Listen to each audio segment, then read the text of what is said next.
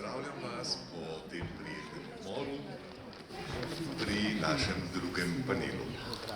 Uvedba politik za spodbujanje enakopravnosti in raznolikosti na lokalnem nivoju, ki je človeku najbližje, ter organizacijah, ki delujejo pod njihovim okriljem, je ključna za odpravljanje diskriminacije. Zato nam je v veselje, da lahko danes na prvi letni konferenci projekta Soočimo se z diskriminacijo na drugem pogovornem omizju pozdravimo tudi županje, župana in podžupanjo slovenskih občin. Lepo vas vabim, da se mi pridružite na odru.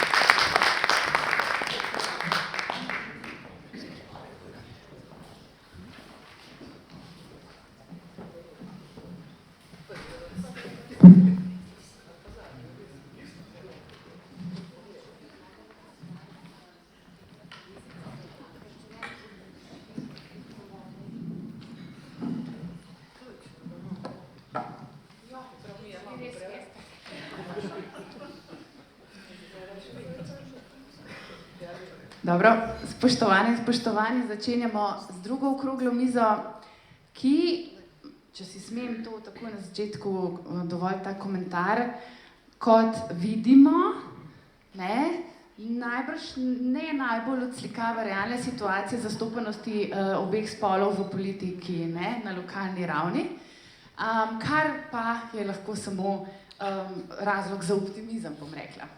Torej, začenjamo okroglo mizo, na kateri bodo županje, podžupanja in župan razpravljali skupaj z nami o tem, kako se soočati z diskriminacijo na lokalni ravni v politiki. Spregovorili bomo nekaj tudi o tem, kakšna je ta odgovornost med državo in lokalno skupnostjo pri zagotavljanju enakopravnosti in enake obravnave. In seveda predvsem o izzivih, s katerimi se vi soočate v lokalnem okolju v povezavi s tem. Naj predstavim goste. Z nami so magistrica Renata Kosec, županja Domžal. Dober dan. Z nami je tudi magistrica Romana Lesjak, županja Črne na Koroškem. Še posebej dobrodošli. Da vas ta voda zadnje čase zelo zaposluje. Doktorica Petra Vrhovnik, županja Poljčan. Dober dan. Gospa Sara Tomšič, podžupanja občine Novo mesto. Dober dan. In doktor Vladimir Prebelič, župan občine Kočevje in tudi predsednik skupnosti občin Slovenije. Dobrodošli. Torej, gremo kar k delu, ker vem, da ste kot predstavniki izvršne oblasti na lokalni ravni tega kar vajeni. Spet je približno tako predvideno kot pri prvi okrogli mizi, da na koncu nekaj časa še poskušamo rezervirati za morebitna vprašanja in komentarje publike. Tako da tudi tokrat vas vse skupaj vabim, da smo v odgovorih strnjeni ali pa bomo se raje še kakšnemu vprašanju odrekli za to, da boste lahko razvili svoje misli in tudi povedali, kako to, kar je danes tema, torej varstvo pred diskriminacijo ali pa soočanje z diskriminacijo, pravzaprav izgleda bolj v praksi, bomo rekli. Torej, najprej vas prosim, da pojasnite ali pa nam malce razložite, naprimer, katere so tiste tako imenovane ranljive družbene skupine, s katerimi, ki po vašem mnenju v vaših lokalnih skupnostih potrebujejo posebno pozornost ali pa se trenutno z njimi ukvarjate in zakaj, zaradi katerih razlogov, kaj je tisto, kar te skupine posebej potrebujejo. Se pravi, bom rekla z drugimi besedami, kdo je najbolj ta trenutek recimo v vaših lokalnih okoljih podvržen morebitni diskriminaciji, Pa bi kar začeli na koncu, gospa Tomšič. Jaz sem nekako navajena, da se opravičujem. Gospa Tomšič, izvolite, občina Novo mesto. In lep pozdrav tudi v mojem imenu. Hvala za vabilo in res v tako eminentno družbo je res super priti. Jaz sem res izjemno, dajmo temu reči, občutljiva za te teme. So mi zelo blizu, še posebej, ker sem mnenja, da politika, še posebej ta izvedbena politika, ki jo izvajaš, mora priti iz življenja. In to se najbolj vidi pri nas pri delu v občinah, ker smo to ljudje, ki v teh občinah tudi prebivamo in tako, kot je bilo že večkrat na naših podobnih srečanjih rečeno, ne greš v trgovino kot neznanec v domačem okolju. Tako da jaz bi rekla, v bistvu, za temo, na katero smo se danes v bistvu tukaj dobili, so pri nas čisto vsi izključeni. Smo že danes slišali, da so Romi eni tisti, ki nas še posebej zaposlujejo, ker smo pa zelo gospodarsko intenzivna, dajmo reči temu, občina. Imamo tudi zelo veliko priseljencev, teh delovnih migrantov, ki se seveda v večji meri odločajo živeti v Novem mestu. To so tudi, COVID nam je to pustil, tudi vsi tisti z raznimi, dajmo reči temu, izzivi v duševnem zdravju, tudi marsikatera stvar še pri nas, jaz bom vedno rekla, ko je še kaj za postoriti, nismo naredili na področju vključevanja gibalno in drugače oviranih. To je še en spisek nalog, ki nas čaka. Tako da, saj pravim, vsako delo, vsak dan, ko prideš, mora odražati nek uspeh, nek rezultat proti temu, da naša občina, naš vsak dan odraža življenje. In to so recimo naloge pred nami. Tako da vem, da seveda Novo mesto, jugovzhodno Slovenijo se seveda zelo, zelo intenzivno povezuje z Romi. So pa to naši sodržavljani, ki imajo določene specifike, in se je treba recimo tega lotiti celovito, ampak se, kot pravim, na zelo številnih področjih, ne čisto vseh, ker pač vsi ljudje živijo tudi na območju mestne občine Novo mesto. Hvala. Ja, kar prosim, če podate mikrofon. Ja. Kar nadaljujem, lepa hvala in lepo pozdravljeni tudi v mojem imenu. Jaz bom večkrat drugače začela in sicer, da sem zelo, zelo vesela, da sem županja, pa ne zato zaradi funkcije kot tako, ampak ker lahko svojim glasom jasno in odločno mojim občankam in občanom povem, da sem proti kakršnikoli diskriminaciji. Tudi v Domžalah se soočamo z številnimi diskriminacijami, tako na različnih področjih, kot tudi med javnostjo kot tako. Zdaj, moje delo se nekako osredotoča predvsem na odpravo na 3 področjih, na področju starejših, na področju mladih in pa seveda ranljive skupine, predvsem osebe z motnjami v duševnem razvoju so mi zelo, zelo blizu. Sem imela že priložnost kot podžupanja skupaj z nekim zelo aktivnim društvom v našem okolju pride do nekega koncepta, kako ko država pozabi na te osebe, to so predvsem otroci in pa mladostniki, kako lahko lokalna skupnost kljub temu, da to ni državna javna služba, priskoči na pomoč. Tako da imamo društvo Verjamem vate, lokalna skupnost sofinancira ta program in tam so naši mladi otroci vključeni. In so seveda vključeni tudi v socialno podjetništvo, torej to je en tak primer dobre prakse. Kar se mladih tiče, saj veste, mladi so država zase in prav, da so država zase. Jaz menim, da moramo mlade poslušati, zelo dobre argumente imajo, tako da sem se odločila, da si v svoj bok postavim mladega župana in mlado županjo. Imam torej desno in levo roko, kakorkoli obrnemo, imate mandat 2 leti in ona dva sta ambasadorja med mano, torej nam odločevalci in med mladimi. In moram reči, da sta zelo, zelo dobro sprejela to funkcijo, ki ni politična, ne sme biti strankarsko opredeljena in sta že prepoznavna. Kaj želim s tem povedati, da enkrat nekoč, ko se mi z svojih položajev umaknemo, da dobimo zdrave, poštene, strpne in svoje misleče mlade, torej naše zanamce, ki nas bodo kvalitetno nadomestili. Kar se pa tiče starejših, ja, starizem je zdaj zelo pogosti pojav, s katerimi se soočamo in tudi vsi mi se staramo. Mi smo dali res poseben poudarek starejšim, tako da imamo že sprejeto strategijo za starejše.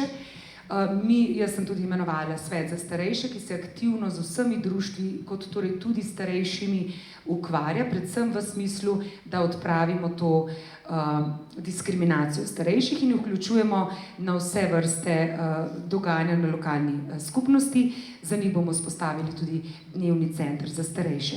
No, kar se ranljivih skupin tiče, pa bomo seveda v kratkem vzpostavili tudi center Vrtiljak, kjer ne bodo samo osebe z motnjami v duševnem in telesnem razvoju, ne bomo pozabili na brezdomne osebe, na osebe z nižjega socialnega statusa, ampak ne govorim zdaj to kot nek, bom rekla, objekt. Tukaj bodo naša društva nudila tako programe, kot vse ostale vsebine, da te naše občane vključimo v družbo. Jaz pravim, tako kot nek reven, nek bogat, nek doktor znanosti ali neka oseba z neko motnjo, vsi smo občani. Vsi smo ljudje, to je najbolj bistveno. Enkrat nekoč se bomo vsi nekje najdli, ne glede na to, kakšno titulo imamo, na kateri funkciji smo. Se pravi, ta spoštljiv odnos, jaz mislim, da to, ko bomo začeli vsi bolj javno govoriti, da smo na koncu vsi ljudje, s tem bomo znižali tudi stopnjo diskriminacije. Začne se pa v lokalnem okolju, začne se že doma. Hvala. In kako je v Poljčanah, gospa Vrhovnik? Lep pozdrav še v mojem imenu, prihajam najbrž iz najmanjše občine danes tukaj. Moram reči, da so izzivi v tako majhnih krajih, bi lahko rekla celo večji, kot mogoče v nekih večjih občinah ali v prestolnici, ker pri nas tudi, če si že samo drugače oblečen, si že nekako izpostavljen. Ne?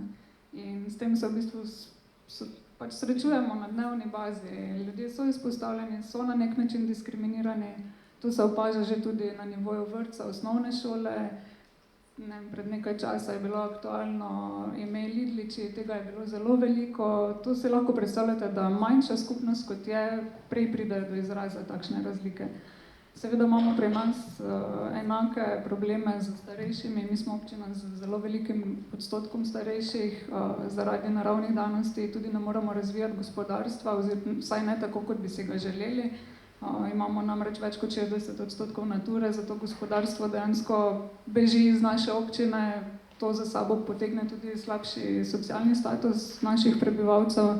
In kot lokalna skupnost se nekako trudimo vključevati vse te težave, jih reševati, naslavlja tudi probleme, kot so recimo, mi nismo imeli dostopa za gibalno ovirane, naprimer, kot so nas prevzele to funkcijo. S temi malimi koraki nekako probamo izboljšati oziroma olepšati vsak dan tem našim občanom in nas približati vse skupaj. No. Moje načelo je, da z vključujočim delom bomo korak bliže boljši družbi. No. Hvala. Samo, če dovolite pod vprašanje, ker ste omenili te tako imenovane Lidlčke, ne? In to, kako recimo velikost skupnosti vpliva lahko negativno, ampak ali morda, a vi recimo posredujete, kdaj tako čisto na tej ravni, ko vidite, da ljudje, da eni občani, druge občane recimo, bom rekla, šikanirajo, zasmehujejo in tako. Ne, najbrž je to v tem primeru pa velikost ali pa majhnost občine pa tudi lažje, ne, ker najbrž ne župane, ne metropole malo težko na ta čist človeški, osebni način posreduje. Kako mogoče to zgleda, če nam malo pišete? To je sigurno lažje, ja. Imeli smo en primer zdaj pred kratkim, ko se je v našo občino preselila družina, temnopolta družina, in ko je otrok prvič prišel v vrtec, si lahko predstavljate, kakšna je bila reakcija vseh ostalih, ker je pač to edina temnopolta družina v naši občini. In dejansko so vsi bulili od tega otroka in potem smo vsi skupaj pristopili. Jaz sem v tistem času ravno pripeljala nečakinjo v vrtec in smo z otroci govorili o tem. In jaz mislim, da s takim pristopom, ko jim skupaj pokažemo, da ta fantek ni nič drugačen od nas, da je popolnoma enak, smo ga vsi lepo sprejeli. In ta družina, mislim, da danes uživa podporo celotne skupnosti. Sama se tudi trudim čim več, predvsem delati z otroci, to sem tudi že prej v bistvu ljubiteljsko izvajala take delavnice z otroci, ker se mi zdi, da če bomo vlagali v naše mlade, bomo lahko nekako spremenili družbo na bolje. No. Mi smo že mogoče prestari ali pa mogoče čez, da spremenimo naše mišljenje, ampak še vseeno ostaja upanje, moramo pa vsi kot družba, kot lokalna skupnost, starši in učitelji, vzgojitelji delati na tem, da bomo sprejemali drugačne. Super, hvala za ta konkreten primer. Gospa Lesjak, Črna na Koroškem, če me nekdo kaj vpraša, pustimo te poplave saj za nekaj trenutkov ob strani. Se seveda najprej spomnim na eno znano pesnico mlajše generacije in pa na osebe z motnjo v duševnem razvoju. Ne? Ampak povejte vi, kdo so zdaj, recimo v tem trenutku, v tem času ali pa v tem nekem krajšem obdobju, tiste skupine ljudi, s katerimi vi morate na nek poseben način se ukvarjati z njimi, zakaj tudi, ne, recimo, kaj je tisto specifično, kar jih tako opredeljuje, kdo so, če jih lahko kar poimenujemo, da ne bomo tako govorili o njih, tistih nekih drugih, ne. Izvolite. Najprej najlepša hvala za povabilo na današnjo okroglo mizo. Diskriminacija mi je bila vedno neka beseda, ki je ne sprejemam. Če pa razmišljam o diskriminaciji, pa včasih mislim, da smo v Črni kar vsi diskriminirani v smislu odnosa, tudi ne nazadnje države do občine oziroma do obmejne občine, ne nazadnje smo diskriminirani zaradi slabih cest in zaradi teh mobitelnih signalov, ki so se izkazali kot izredno velika ovira takrat, ko smo imeli te katastrofe 4. avgusta. Če pa se osredotočim na vaše vprašanje, pa bi odgovorila naslednje. Najprej bi Petro tu popravila, ko je rekel, mi smo mogoče že prestari. Jaz sem najstarejša, pa mislim, da se vse življenje učimo in da nikdar nismo prestari, da še kaj novega izumimo in da še kaj novega naredimo. Kar se tiče Črne na Koroškem, bi rekla tak, da mogoče neke diskriminacije niti ne zaznavam, ampak osredotočamo se pa vseeno na 3 skupine. Na skupino starejših, na mlade in seveda na osebe z motnjo v duševnem razvoju, kjer imamo center za usposabljanje, delo in varstvo, ampak tukaj so že 55 let in dejansko jih jemljemo kot neke svoje sokrajane. Včasih razmišljam, vsi smo nekako drugačni in se mi zdi, da ima vsak svoje sposobnosti, tudi te osebe, in da jih pravzaprav lahko razvijajo v nekem okolju, če jih to okolje podpira in mi jih dejansko podpiramo. Kar se tiče starejših, je pri nas problem to, da so razseljeni. Mi smo izredno velika občina, 156 kvadratnih kilometrov imamo, ljudje pa živijo izven centra 12-13 kilometrov na višini 1000 metrov, nekateri so potem ostali sami in tako da tu se mi zdi mogoče malo problem za njih, ker se mi zdi, da se kar utapljajo v kakšni osamljenosti. Tam bi mogoče še lahko kaj naredili, čeprav jaz hodim, jih obiskujem, hodim na rojstne dneve njihove, tudi povabimo jih, starostnike, organiziramo vsakoletno srečanje, tudi v dom starejših ne nazadnje hodimo, imamo Črjanski dan, tam 2-krat, 3-krat na leto. Tako da pač poskušamo te starejše tudi zmotivirati. Imamo, oziroma zdaj ga nimamo, medgeneracijski center, ki ga nam je pač razdejalo do konca, poskušamo nazaj vzpostavljati. Enako za kulturni dom, kjer se je odvijalo veliko teh naših prireditev, pa so zdaj kulturna društva kar v nekem handicapu in pač to poskušamo čim prej urediti. Kar se pa mladine tiče, pa večkrat smo poskušali z neko javno tribuno, da bi povedali, kaj bi radi. Težko jih je nekako prepričati, da bi vstopili, čeprav imamo občinske svetnike, zdaj stare tudi tam 25 let, kar se mi zdi zelo fajn, ker nekako uravnotežimo potem tudi to razmišljanje njihovo. Kar se mladih tiče, pa lahko rečem, da so me zdaj ob teh naših katastrofah prav navdušili, ker so se dejansko izredno izkazali in sem jim bila hvaležna za njihovo veliko pomoč. Tako da jaz mislim, da naša družba, glede na državo, v kateri živimo, ne bi smelo biti diskriminacije, ne glede na to, odkot kdo prihaja. Jaz je pravzaprav res v taki veliki meri, da bi zdaj lahko s prstom pokazala na nekoga, da je diskriminiran, čeprav imamo tudi družine iz Tajske, so prišli v našo osnovno šolo, v vrtcu so, ampak otroci so otroci. Če jih pravilno vzgajaš, se mi zdi, da lahko te meje takoj presežejo in edino tako je prav.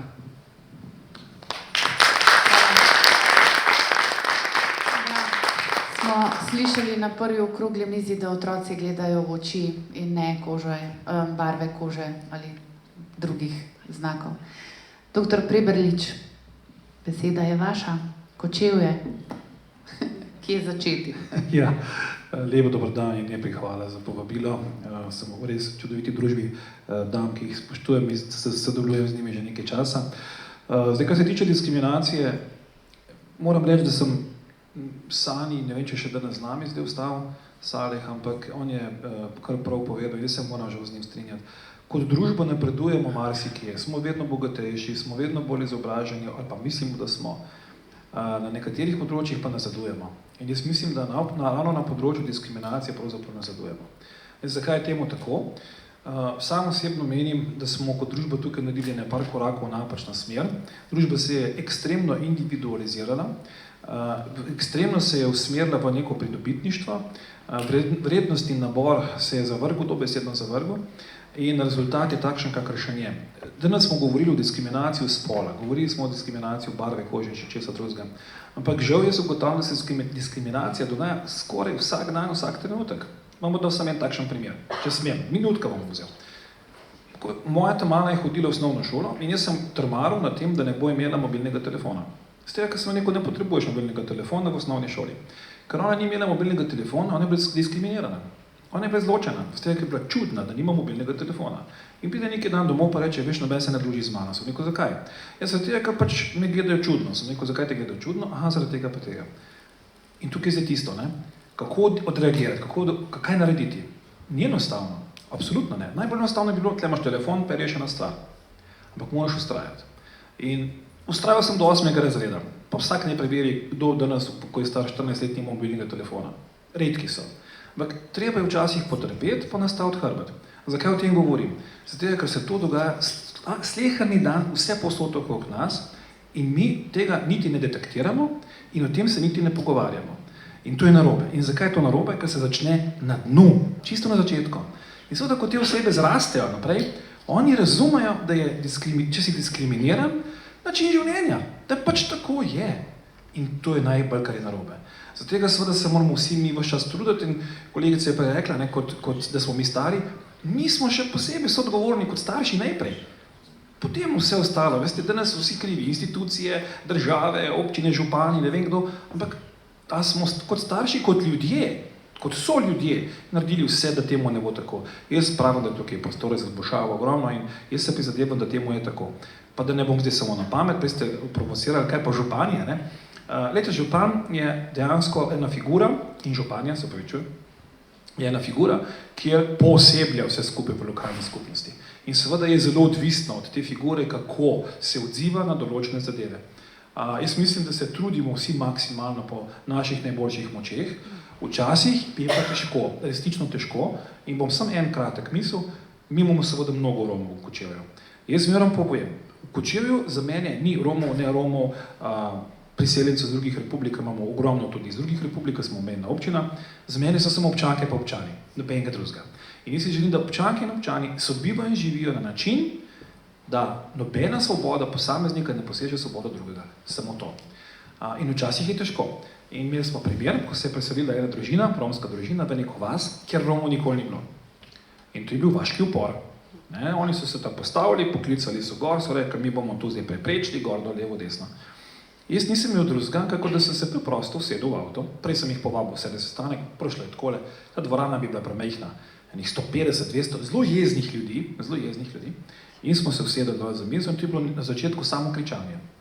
In pa, ko so se vsi zdrli, sem rekel, dobro, zdaj pa prosim, nehajmo s tem, dajmo se zdaj umireno malo pogovoriti, kaj pa vas moti, pa kaj vas moti in tako naprej. In na koncu smo ugotovili, da je v resnici sicer prišlo do konflikta, ker en je nekaj naredil, kar ne bi smel in tako naprej, ni bil nek odklon vedenski in tako dalje, pa smo rekli, če on uredi odklon ta, boš ti lahko uredil odklon ta, bomo probali. In smo se zmenili, čez 3 mesece se dobimo ponovno v isti sestavi. Danes stvar funkcionira dobro. Ne?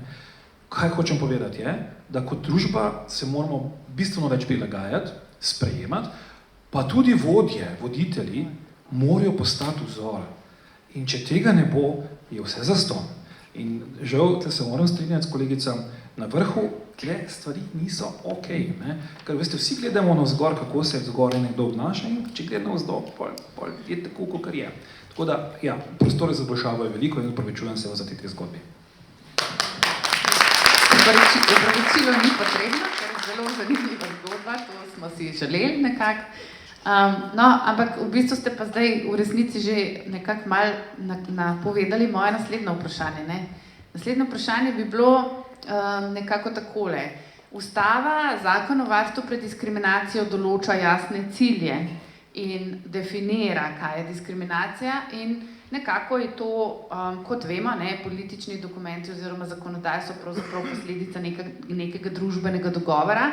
Skratka, to so neki naši skupni cilji. Moje vprašanje bi bilo, torej, eno je odgovornost države, drugo je odgovornost lokalne skupnosti, ki je v resnici seveda še vedno država, samo pač je na lokalni ravni organizirana izvršna oblast, bom rekla, ne, bolj ali manj. Skratka, kako vi vidite to, recimo, glede varstva pred diskriminacijo? A so lahko lokalne skupnosti morda bolj prodorne, bolj gibke, bolj prilagodljive, ko se recimo ukvarjajo z vprašanjem položaja določenih družbenih skupin, ki jih je treba recimo ali zavarovati pred diskriminacijo ali pa jim seveda predvsem omogočati enake možnosti.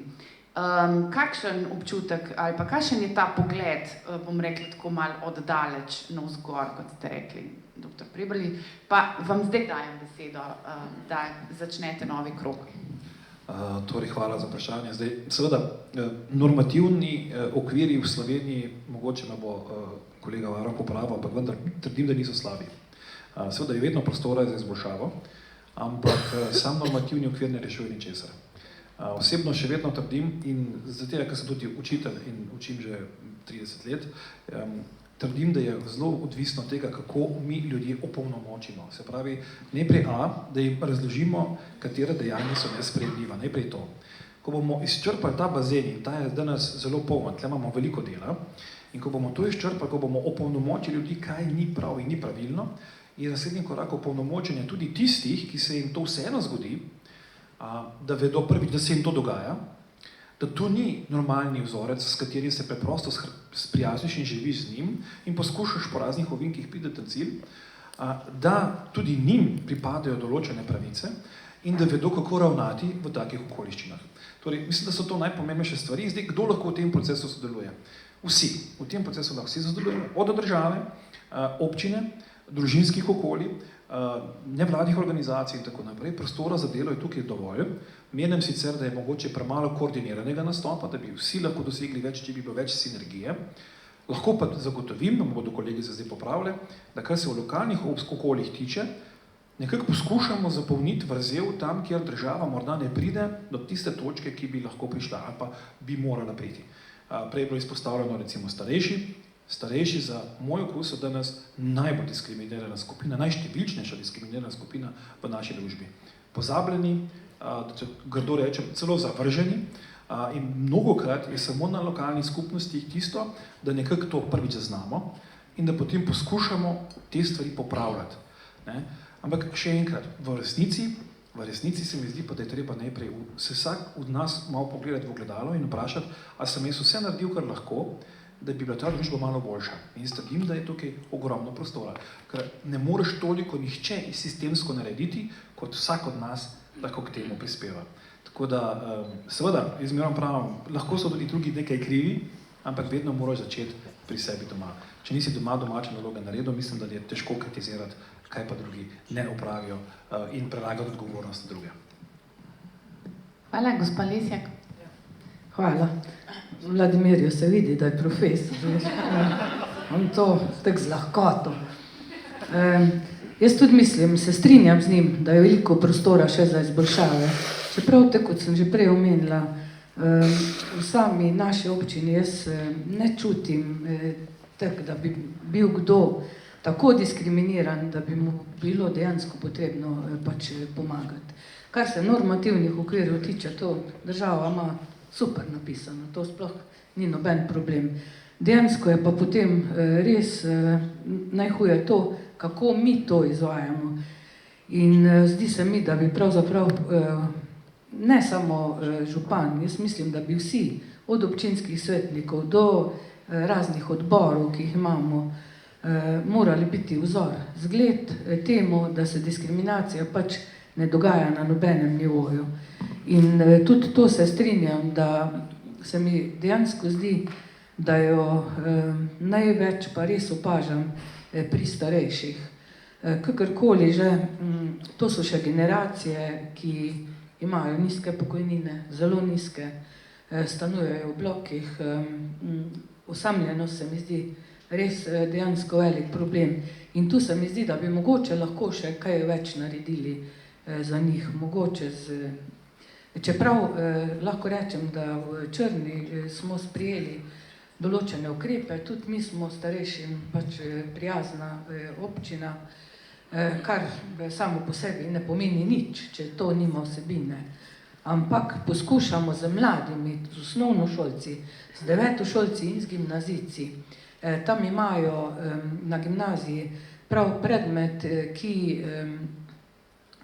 je na nek način preprečevanje diskriminacije, delajo te seminarske naloge, hodijo k njim na dom, prav tako devetošolci, pa tudi vidim, da pri nas tudi Karitas poskuša na nek način, da vzpodbuja te otroke, da hodijo k starejšim, se z njimi pogovarjajo. Teda se mi zdi, da to je nek balzam za njihovo osamljenost, ampak to ni vsak dan. In mi pa moramo poskrbeti, da se oni vsak dan ne bi počutili diskriminirani. Teda mogoče tule dejansko lahko naredimo več, kot pa smo doslej. Hvala. Sem en medklic, britanska vlada je že pred leti ustanovila Ministrstvo za osamljenost. Ravno zato, ker so seveda zaznali, da je to en velik problem, ki ima seveda neke zelo različne učinke, od vpliva na duševno zdravje, zdravje kot tako in tako naprej. Nič ne predlagam, samo komentiram, no, tako da razumem, tudi pri nas raziskave kažejo, da je osamljenosti na splošno, ne samo med starejšimi, vedno več. Ne?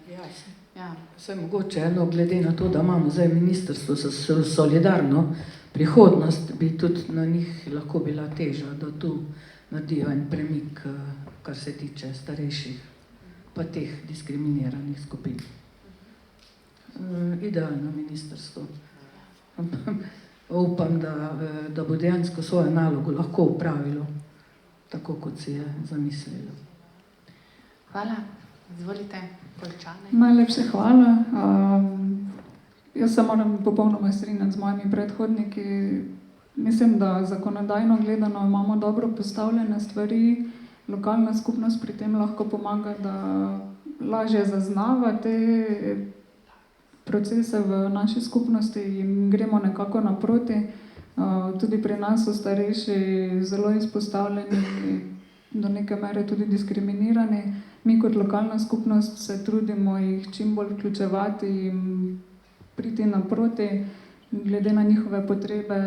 Ne vem, recimo primer je, da jim omogočamo prevoze starejših občanov, organiziramo neke dogodke, kot je bilo že prej omenjeno. Tudi kot je rekla Romana, se srečujemo z njimi, ko imajo rojstne dneve, jih povabimo na neka druženja. Izpeljali smo tudi en uspešen projekt medgeneracijskega druženja, kamor smo vabili mlade in starejše, bil je zelo uspešen. Mogoče je to nek apel tudi na omenjeno ministrstvo, da bi se financiralo več tovrstnih projektov, ker kot mala lokalna skupnost nekako vedno se zaustavimo potem pri financah in enostavno ne moremo izvajati brez dodatne podpore tovrstnih projektov, tako da mogoče tukaj še je dovolj prostora, da bi lahko naredili en korak naprej in še pomagali tem skupinam. Drugače tudi pri nas v bistvu spodbujamo osnovnošolce in tudi vrtec, da zelo veliko obiskujejo dom starejših občanov. To je res en tak lep prizor, na tedenski ravni se srečujejo. Ko vidiš tiste srečne obraze, mislim, da je to največje plačilo, kar ga lahko dobiš. Ne merimo vsega v denarju, ampak v tistih iskricah v očeh, ki jih vidimo. No. In če bi vsi skupaj bolj vključujoče gledali na družbo, tako kot je prej bilo izpostavljeno, vsak mora pri sebi najprej razčistiti in delati na sebi, na svoji družini, biti vzgled. In mi na naših funkcijah tukaj smo res prvi, ki moramo pokazati družbi, kako se pričakuje in kaj si vsi kot družba tudi želimo. No. Toliko. Hvala lepa. Tako kot ste se že vsi vi dotaknili starejših, no sej zdaj bi se že včeraj mogli marsikaj urediti, tako na državni kot na lokalni ravni. Če samo pogledamo zakon o dolgotrajni oskrbi, se že pri tretji alineji vsi izgubimo, ne? Dejansko problem je pa velik, že včeraj bil. Ja, kaj lahko zdaj lokalna skupnost, seveda imamo omejene in tako finančne vire kot vse ostalo, predvsem to, da stopimo do osamljenih starostnikov, ker so starostniki, ki so pač iz nižjega socialnega položaja in za te je treba poskrbeti. Ne? Sicer so pa programi in vsebine tudi brezplačni, so pa tudi plačljivi, kjer se pa ostali, bom rekla, aktivni starostniki lahko udeležujejo. Jaz mislim, da lokalna skupnost mora v prvi vrsti znotraj občine poskrbeti za svoje občanke in občane, ne glede na to, kako zelo dobri so lahko pravni okviri na državni ravni. Ker moje osebno mnenje, kar zdaj spremljam, kaj se dogaja, če ne bomo za soseda poskrbeli, nihče ne bo za nas. Ne? Pa govorim zdaj o državnih projektih, o gradnji domov upokojencev in tako naprej, že tudi, se pravi, težave s kapacitetami. Tako da mi se postopamo po tem raznih dogodkov, kot sem že omenila, medgeneracijska povezovanja, da naprimer starejše mladi učijo o digitalizaciji, o mobilnih telefonih, da grejo do njih, ker pa od vseh ne moramo priti, smo pa v bistvu izdali brošuro z vsemi nasveti, napotki, kakšne pomoči v naši lokalni skupnosti so lahko deležni. Želimo si jih čim več vključiti in čim več povabiti, tudi mi obiskujemo starejše občane, tisti, ki pač to želijo. No. Tako da, ja, pri sebi, v svoji lokalni skupnosti, v svojem kraju bomo mogli začeti, ne glede na to, ker mislim, da če ne bomo mi začeli, država za nas ne bo poskrbela, žal. Hvala lepa, jaz bi absolutno pritrdila vsemu izrečenemu do sedaj. Bi pa dala v bistvu dva primera iz Novega mesta, ki mislim, da dobro orisujeta to, kako smo v Novem mestu mnenja, da to, kar je na državni ravni, je pravzaprav najmanjši skupni imenovalec in zato je toliko individualnih življenjskih usod, ki padejo skozi. In ujamemo jih na terenu mi, nihče drug ne. Kar pa pripelje do teh primerov, teh življenjskih usod, sem pa jaz nekako čez vso to svoje, recimo, da opazovanje družbe ugotovila, da je strah pred neznanim in zato tudi toliko neenakosti in pa funkcionalna nepismenost. Nekdo, ki izhaja iz enostarševske družine, po vseh regelcih, nekdo, ki bi bil deprivilegiran ali pa kakorkoli, Slovenija je država zelo velikih priložnosti. Je pa odvisno, kak si ti karakter, koliko bolj zagrabo, koliko te kakršnakoli diskriminacija pač ovira. Ne? In to je potrebno opolnomočiti. Pa da se vrnem na ta dva napovedana primera. Takrat, ko smo imeli prvi val migracij, v Sloveniji smo seveda te južne obmejne občine bila tudi dosti na udaru. In seveda takrat sem jaz že bila na občini, no, in sem začutila neizmeren strah pred neznanim pravzaprav. Ne? In vam moram reči, malo je bilo čisto iz mene izhajalo egoistično, ampak sem rekla, jaz pa ne želim živeti v okolju, ki je toliko nestrpno. Ne? In potem, kaj pa češ drugega, kot pa informirati, da to ni bau.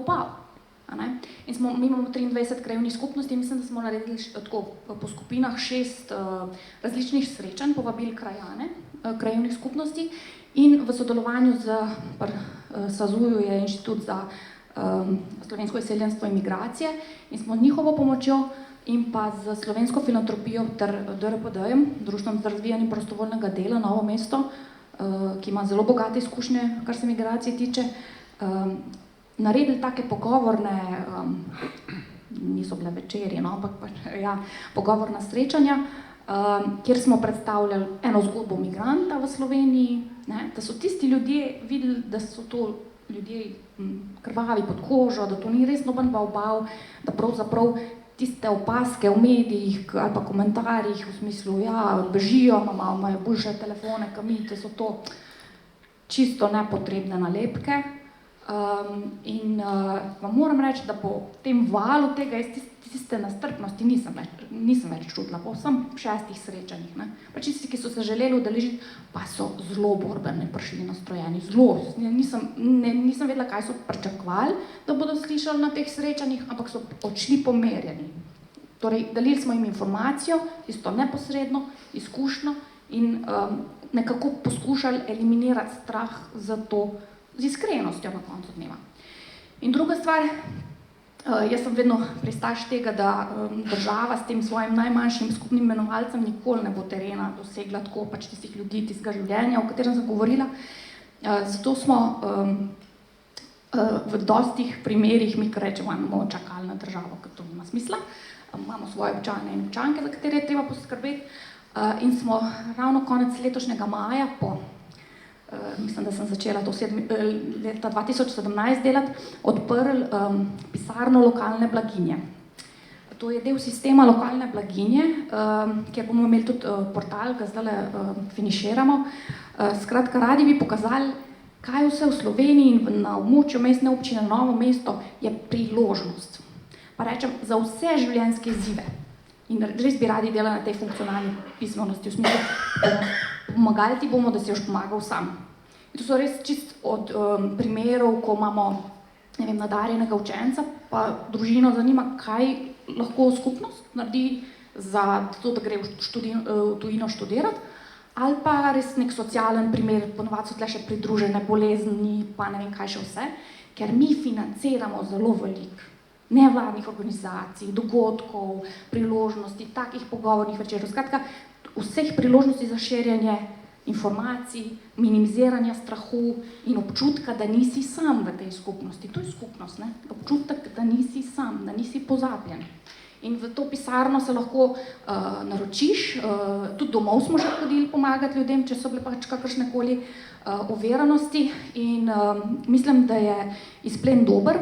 Kot politologinji me je pa zanimalo tudi to, da bomo iz teh primerov, iz tega terena lahko dobili mogoče neke uvide in ideje, kako pripraviti občinske ukrepe, zato da se pač nekih mini skupincam, ki so padle skozi luknje, pomaga. Ne? To rečem, če pač nekdo evidentno se znova in znova cikla v nekih zgodbah, ker pač nima finančne pismenosti, pa mu lahko država ne vem koliko denarja zmeče, ampak ne bo to zvišalo njegove kakovosti življenja, ga moramo opolnomočiti z nekim izobraževanjem. Ne? Ga moramo mogoče tudi mu dati kak vavčer za psihosocialno pomoč.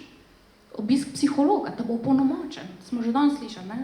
Iščeš pomoč psihologa, ker je to strokovnjak, da te pelje skozi življenjske izzive. Skratka, ne čakati na državo, ker pa ne stane veliko, res ne stane, to ni nič stalo. Je bila pa dobra volja, zato vedno, kdorkoli me hoče poslušati, vedno rečem, na volitve je treba iti, ker kdo je na vrhu, je izjemno pomembno. Ja? Ker drugače imaš tako, pa tako. Hvala lepa.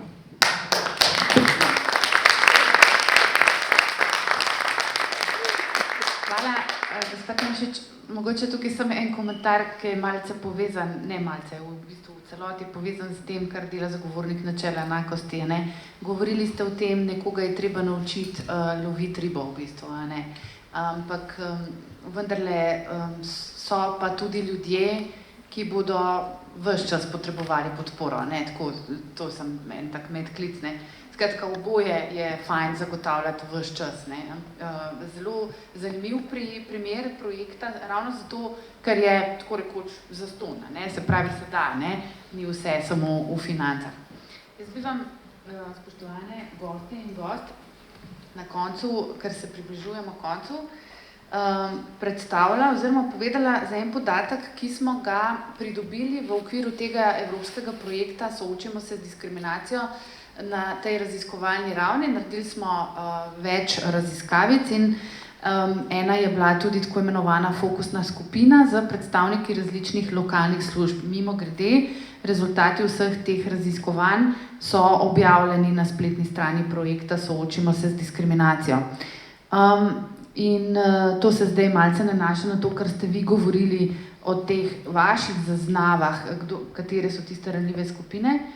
No, recimo ti, ki so sodelovali v fokusni skupini, so rekli na vprašanje, katere skupine so najbolj prizadete ali zapostavljanje v postopkih dostopu do javnih storitev, ne, ker to je tudi vprašanje diskriminacije, eno od, so navajali, da so najbolj izpostavljene skupine na splošno v javnem sektorju so starejši, digitalno nepismeni ali slabše pismeni, starši, predvsem mlade matere, kronični bolniki, mladi tujci in Romi. Tako nekako je ta raziskava pokazala. Zdaj pa tako čisto za konec. Ne vem, mislim, da je smiselno na tem mestu zdaj tudi povedati, no. Eden od glavnih ciljev tega našega skupnega projekta Soočimo se z diskriminacijo je tudi razvoj izobraževalnih vsebin, ki bodo posebej prilagojene uradnikom, bodisi na lokalni ravni v občinskih službah ali po državnih na lokalni ravni. Mi smo te, ki se bodo, upam, prostovoljno v velikem številu udeležili tega izobraževanja, to steče prihodnje leto v okviru projekta, poimenovali promotorji enakosti. Torej, zdi se nam zelo pomembno, da ta državna institucija, kot je zagovornik načela enakosti, najde, poišče v lokalnem okolju na nek način svoje partnerje oziroma svoje sodelavce, podpornike, ker tako, kot ste danes odlično ilustrirali, lokalno okolje je pač tisto, ki največ lahko zazna neposredno v svojem vsakdanjem življenju. Kar bi vas za konec vprašala, nestrpnost je nekaj, kar smo danes pravzaprav zelo velikokrat na različne načine razpravljali. To je pravzaprav nekaj, kar zagotovo vodi v diskriminacijo, to vse raziskave kažejo. Ampak kaj bi vi recimo naredili, če bi bili na mestu institucije, ki se ukvarja z diskriminacijo, ko govorimo o nestrpnosti? Kaj recimo vi v svojih lokalnih okoljih zaznate kot nekaj, kar je mogoče relativno brez nekih velikih naporov ali pa da ne govorimo o sprememb zakonodaje, že razrešiti? Nekaj ste že nakazali nekateri, ampak še enkrat mogoče za en tak, upam, optimističen konec te naše razprave. Ja, gospa Tomšič, pa dajmo z vašega konca tokrat. Hvala lepa za besedo. Jaz, mogoče, če se samo vrnem na prav dejansko razbijanje tega strahu, ker jaz mislim, da je to, nestrpnost je posledica nekega čutenja. In večinoma, ker pač se pa ne bom rekla, da sem največji strokovnjak, ampak izhaja iz osebnega strahu, da se ti tista svoboda, ki veš, da ti pripada, bo kršena zaradi nekega tabuja, nepoznavanja, nevedenja, neizkušnja. Ne. In jaz mislim, da v lokalnih okoljih lahko zelo veliko naredimo na tem, da ljudje imajo izkušnjo nečesa drugačnega.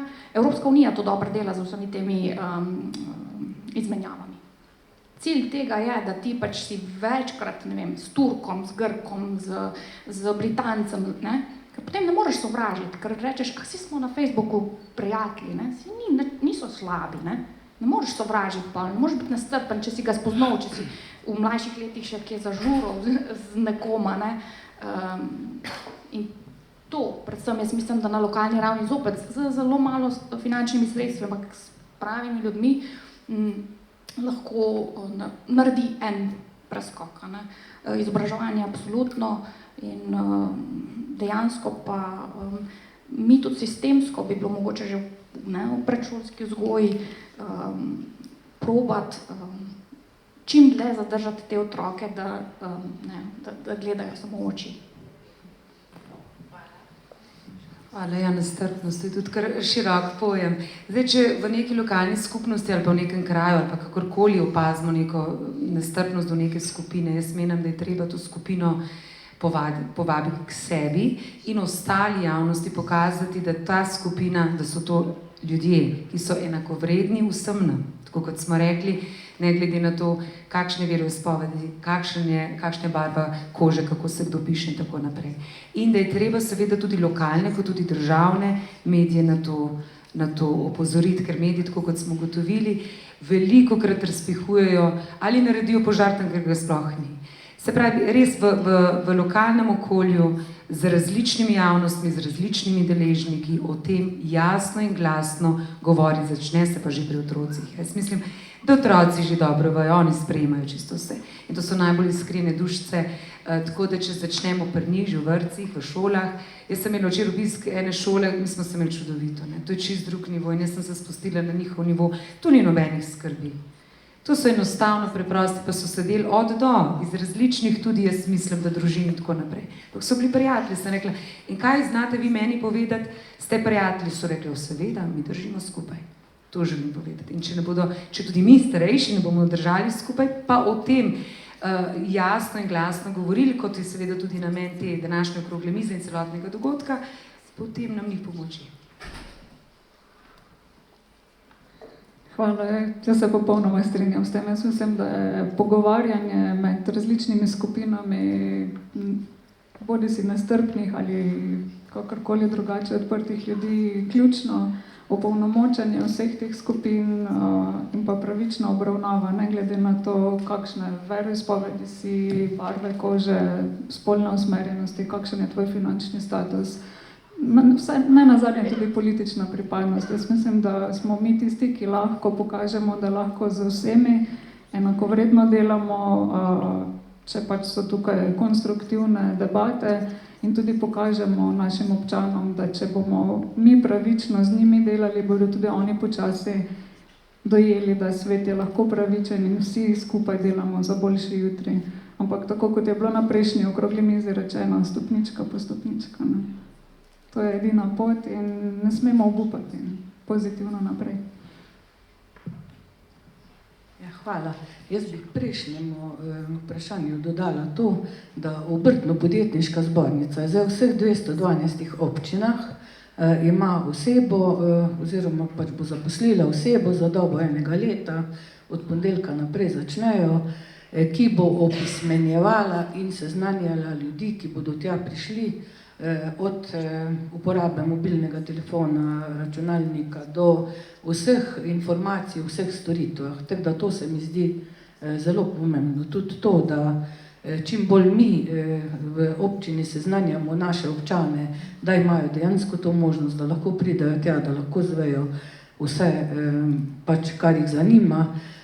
In ne bomo čakali, da bodo zvedli mogoče kje tam v ulici, pač pa jih bomo informirali tako, da bomo vsa gospodinstva poslali to informacijo, da imajo možnost pač dobiti, da se lahko opolnomočijo, če se tako izrazim. Kar se pa nestrpnosti tiče, pa je pravzaprav Petra izpostavila politično nestrpnost. To ste v naši državi absolutno preveč. To razlikovanje med levimi, desnimi in ne vem kjerimi, vse, to se mi zdi, da bi mogli najprej v naši krasni državi razčistiti in ugotoviti, da smo vsi na istem čolnu, vsi živimo eno življenje in to bi mogli najprej preseči. Tudi naši občani so nestrpni, tako da smo včasih tudi mi diskriminirani v smislu tega, da moramo požirati veliko stvari, tudi včasih kakšne žaljivke, In to se mi zdi tudi, no, pač, da pravzaprav ni naša funkcija v tem, pač pa je naša funkcija to, da poskušamo to diskriminacijo dejansko z svojimi dejanji preseči in da se o njej pogovarjamo in če je potrebno tudi, da povabimo tiste, ki, ko začutimo neko diskriminacijo, da jih povabimo na pogovor, tako kot so ugotavljali vsi moji sogovorniki. Ja, jaz Romana mislim, da je zadeva v bistvu, že prej sem malo nakazal. Veste, odgovornost nosilcev funkcije je izjemno velika. Pa se mi zdi, da se tega dostikrat ne zavedajo tisti, ki to upravljajo.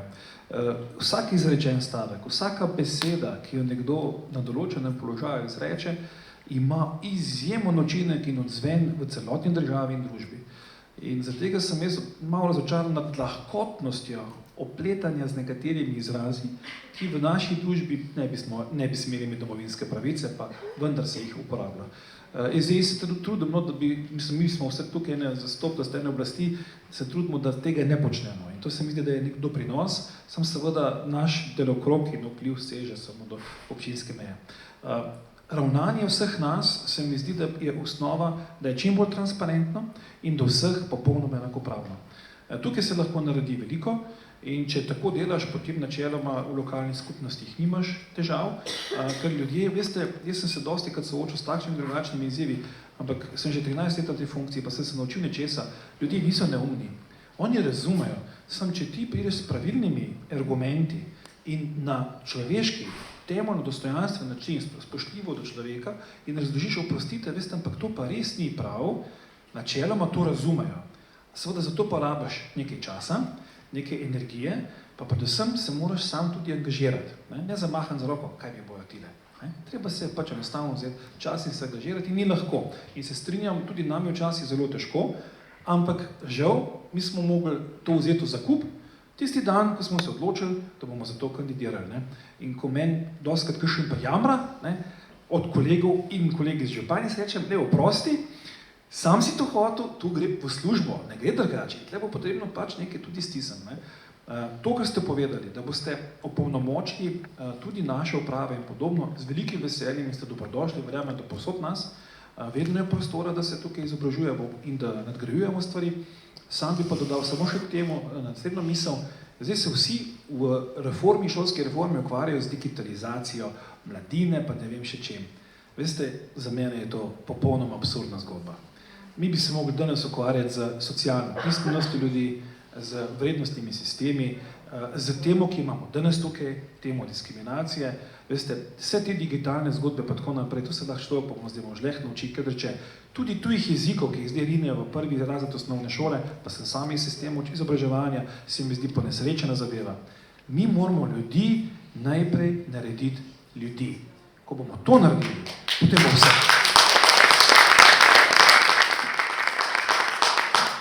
Ko sem še eno misel, zdaj sem se spomnil, lahko, čisto kratka. Al-Khwarizmi je znan po tem, da je utemeljil algebro. Poznamo algebro. In ko je razlagal algebro, so se potem dostikrat našli pametnjakoviči, pa so rekli, no, ko si tako pameten, a znaš ti v številkah povedati, kaj je dober človek, pa kaj je slab človek? Je rekel, gospe in gospodje, noben problem. Noben problem. Je rekel, pogledajte, poslušajte naslednje. Če je človek, pisano z veliko začetnico, potem mu damo enko. Če je ta človek, pa je izobražen, mu damo nulo zadaj. Če je ta človek, pa je izobražen, je že 10, pa ima še denar, mu damo še eno nulo zraven. Če je ta človek, pa je izobražen, pa ima denar, pa ima še omrežje, to je dobre prijatelje, še eno nulo zraven. Ampak veste, kaj se zgodi, če ta človek ni človek? Da bi mu 3x nič.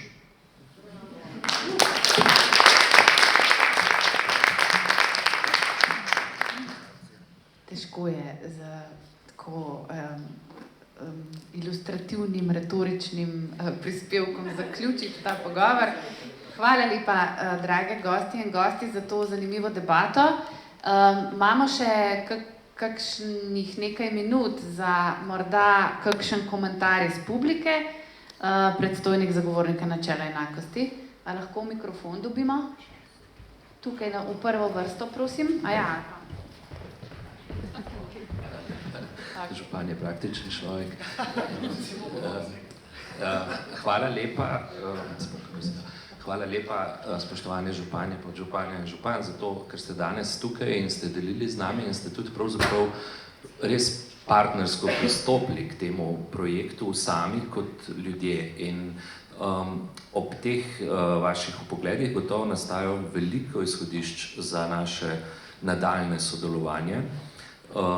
In veselim se tega, ker izkušnja našega dela zadnjih 7 let, ko smo postavljali to institucijo, je pravzaprav vedno ista, da takrat, ko najdemo na drugi strani partnerje za sodelovanje, ta zgodba napreduje, ker samo na papirju žal ne, in tudi samo iz stališča izvršne oblasti žal ne, ali pa še kaj slabšega. Ampak eno konkretno vprašanje, ker ste ravno tukaj, pa kljub temu, da se ne moremo dotakniti vseh osebnih okoliščin, niti vseh področij, kjer je diskriminacija prepovedana, pri zagovorniku načela enakosti pa smo zdaj pripravili posebno poročilo o nedostopnosti javnega prostora za ljudi z različnimi invalidnostmi, gibalnimi in tako naprej. In v njem so sodelovali tudi ljudje iz občin pa drugih javnih servisov. Zelo smo bili veseli nad velikim odzivom. Preko 2500 različnih naslovov smo vprašali in dobili odgovore v tako velikem obsegu, da smo ustvarili sliko. Namreč Slovenija je pred 10 leti si dala v zakon rok, ki se izteče naslednjo leto decembra, da bo dostopna v javnem prostoru do vseh z gibalnimi oviranostmi. Naša anketa je pokazala, da približno 25% javnih prostorov tega kriterija še ne izpolnjuje, da so razlogi za to ali finančni, ali tudi vprašanje kakšne kulturne dediščine in tako naprej. Še bolj zaskrbljujoče pa je, da so ljudje tudi ocenili, da bo samo nekaj 3% v naslednjem letu. Torej, mi se bližamo situaciji, ko bomo prekršili tisto 10-letno obdobje, prišli bomo v družbo, ki ne bo gibalno dostopna. Pa mogoče samo komentar, kako ste se lahko ali pa že srečali s to temo v vaših konkretnih občinah. Hvala.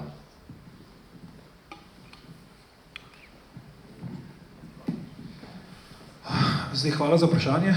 Zdaj, vse bodo kolegice še povedali, v našem konkretnem primeru imamo svet. Svet, ki je sestavljen iz organizacij invalidov, starejših in vseh ostalih. Ta svet bdi in znotraj tudi zajeta, mi imamo strategijo za invalide, starejše, mlajše, skratka, področne strategije, kjer imamo zelo jasno zapisano, da vsak objekt, prav vsak, ki se rekonstruira, prespreminja, gradi, kakorkoli že, mora vključevati to komponento. Torej, tukaj dileme ni, vse mora biti tako, kot mora biti. Osebno menim, da so v glavnem vsi objekti pri nas že dostopni, ampak to me ne zadovoljuje. Namreč mi smo šli korak naprej in poskušamo dejansko vse arhitektonske ovire, bodisi na pločnikih, kjerkoli druge, odstranjevati. In jih odstranjujemo. Jaz ocenjujem, da bomo dejansko do tega presečnega datuma imeli ne samo dostopne javne objekte, ampak tudi odstranjene v glavnem vse arhitektonske ovire v občini. Kaj me je k temu nagovorilo? Eno preprosto stvar, namreč pri nas smo imeli enkrat AMZS, ki ima tede mobilnosti, kako se že to imenuje, in so prišli tudi k nam in so samo rekli, lejte, župan, vsega se ne invalidski voziček, pa se zapeljte čez to, pa čez to, pa čez to. Pa mi bilo se jasno. Takrat naprej smo to zadevo rešili, to bo 4 leta nazaj. Danes sodelujemo z vsemi skupinami in te skupine so vključene. Imamo tudi projekt multimodalne mobilnosti, ki se izvaja, tako da upam se trditi, da bodo vse stvari tako, kot morajo biti. Imamo pa to srečo, to je pa res, to ste pravilno ugotovili, eni objekti oziroma posegi na ene objekte so pa resnično zelo zahtevni, pa ne zaradi tega, ker župani ali županje tega ne želimo ali pa nimamo verov, ampak ker imamo omejitve pri ZVKD-ju in še kje drugje in odzivnost teh sistemov pač je takšna, kot je. Pa ne bom zdaj preveč kritičen, jaz vam zaenkrat dobre odnose z njimi, ne tako ostanejo, ampak vendar gre za to, da včasih lahko tudi traja leto, 2 in več, preden sploh dobimo napotke, kako bi lahko konkreten primer arhitekturne ovire rešili in odstranili. To pa je težava in morda ponudba bi preko skupnosti občin Slovenije, pa z vami, pa še s kom, naslovili ta problem, da bi hitreje potisnili te stvari v izvajanje, ker se mi zdi, da se morda premalo zavedamo, zavedajo tega dejstva, da je časovna komponenta tukaj in da seveda predvsem je pa tista, ko sem je prej povedal, človeška komponenta tista, ki absolutno bi morala biti na prvem mestu. Tako da, toliko z moje strani. Ja, hvala lepa. Tudi pri nas imamo ta svet, ki pravzaprav vsakoletno pregleduje, kje so še arhitektonske ovire. Pri nas v Črnih je pravzaprav kar veliko, glede na to, da imamo izredno omejen prostor, ker imamo cesto, vodo pa breg in je to kar velik problem. Ampak vseeno pač poskušamo na nek način slediti temu, da dejansko imajo vsi dostop. Zdaj tam, kjer dostopa ni, imamo od spodaj zvonec in pride uradna oseba pač, ali pa recimo tudi v knjižnici, kjer imamo za drugo leto predvideno dvigalo, pride knjižničarka pa prinese knjigo, če je slučajno pač tak obiskovalec. Tako da sledimo temu, nismo pa še do konca tega uredili, mogoče celo ne bomo drugo leto še tega uredili, ampak v nekem doglednem času pa verjamem, da bo temu tako in da bomo poskrbeli za vse te gibalno ovirane skupine, da bodo lahko normalno uporabljale vse storitve, uporabljale pločnike, tudi bi želeli za slepe te oznake na cestah. Tako da mi smo tudi to strategijo, celostno prometno strategijo imamo sprejeto in vsakoletno pač naredimo nekaj korakov naprej, da bomo prišli pa do cilja, bo pa mogoče kako leto dlje trajal, kot pa je to ta zaveza, ampak bomo poskušali z drugimi ukrepi, tako kot sem že prej rekla, da pač pride uradnik do te osebe. Tudi pri nas imamo podobne probleme, večina občinska stavba in tudi ostale javne stavbe so večinoma pod spomeniškim varstvom, kar nam ne dovoljuje rekonstrukcije, tako da če nekdo, ki ima gibalno oviranost, želi priti do mene osebno, dejansko ne more priti do mene. Zato smo tudi pri nas namestili zvonec, tako kot je tudi Romana omenila, enako rešujemo pri knjižnici in ostalih. Probamo priti občanom, ki imajo težave naproti. Ko sem prevzela občino, dejansko nismo imeli niti ene strategije, ne prometne, ne krovne strategije, ne nič. Dejansko smo začeli z nule. Tisto, kar smo lahko najprej naredili, je to, da smo šli v nabavo vsaj osnovnih ramp, ki omogočajo vozičkom, ne samo invalidom, ampak tudi mamicam z majhnimi otroci, da lahko dostopajo do nekih dogodkov, ki jih mi organiziramo v naših prostorih. Tako da to je tisto najmanj, kar lahko naredimo v kratkem času. Tudi pločnike smo porezali tako, da so lažje dostopne. Ampak to so minimalne stvari, tiste večje investicijske stvari, žal nismo mogli v tako kratkem času še narediti. Naša želja je celotne ekipe, da se bomo temu posvetili, naredili strategije.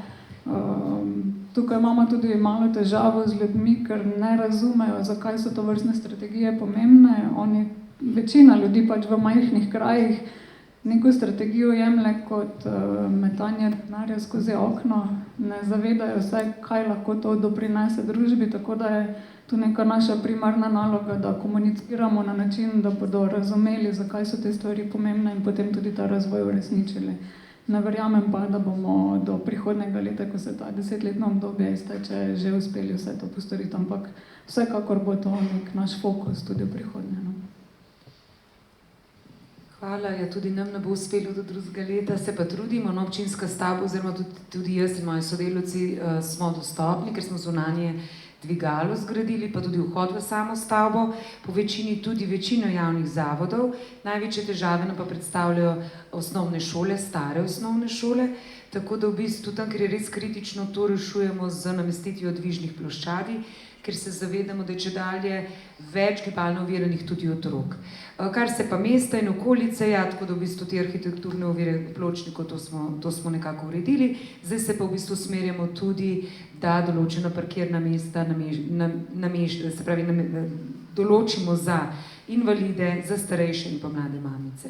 Je pa to v bistvu dolgotrajni proces in tudi ukrep, je pa prav, da v bistvu imamo tako v proračunu zagotovljena sredstva, ne bo pa možno to vse skupaj v enem letu. Hvala. Ja, v Novem mestu je, glede tudi na velikost in obseg, glede tudi na to, da smo regijska prestolnica, je teh institucij zelo veliko, ki imajo takšna in drugačna stanja. Jaz pa mislim, da je tle prva točka predvsem, da vsi tisti, ki imamo neko odgovornost, si kot neko varovalko interno ozavestimo, da je to stvar, na katero je treba pomisliti. Ker po moje bi bili vsi presenečeni, kolikokrat se pa sploh ne pomisli, ker pač ne vključuješ v procese tiste, ki bi ti lahko povedali, hej. Tako da mi smo v pomoč temu, bomo letos pristopili k pridobivanju tega naziva invalidom prijazna občina, pa ne zato, ker bi želeli še enega v vrsti nazivov, ampak ker so dobri, ker ti dajo en scenarij, ker te naučijo, ker v neke strukture, ki bi bile mogoče od odzune izgledale za te ljudi nedostopne, jih odprejo in odprejo dialoge. Tako da to je naš pristop in mislim, da je tudi Zveza invalidskih društev ta proces vodi in je to en prostor, ki ga želimo odprti in seveda se izboljševati nenehno.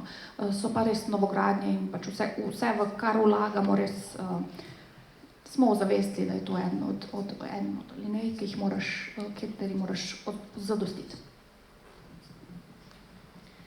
Hvala lepa. Ena od tem, s katerimi smo se skupaj ukvarjali, ker je zagovornik tudi občinam pošiljal po izvedbe, kot je bilo rečeno. Dobro, jaz mislim, da je zdaj res trenutek, da se poslovimo iz tega pogovornega dela, kar pa ne pomeni, da se poslavljamo od današnjega druženja. Zdaj sledi ena pauza in potem sledi še tisto, kar je pravzaprav vsi še posebej čakamo, gledališka predstava. Še pred tem imam eno prošnjo za vse tukaj prisotne. Prosimo vas, da po koncu dogodka izpolnite spletno anketo, do katere dostopate preko QR kode, ki ste jo dobili na tem našem konferenčnem programu. Zelo vam bomo hvaležni za ta prispevek, ker, kot veste, Evropska unija se ne heca, ko financira projekte. To je to. Torej, hvala še enkrat za odličen pogovor in vsem vam, ki ste prišli to poslušati. Dobimo se ob 12:45 v dvorani, zdaj pa ste vabljeni na en malce daljši odmor in eno okrepčilo vsi skupaj. Hvala lepa in lepo se.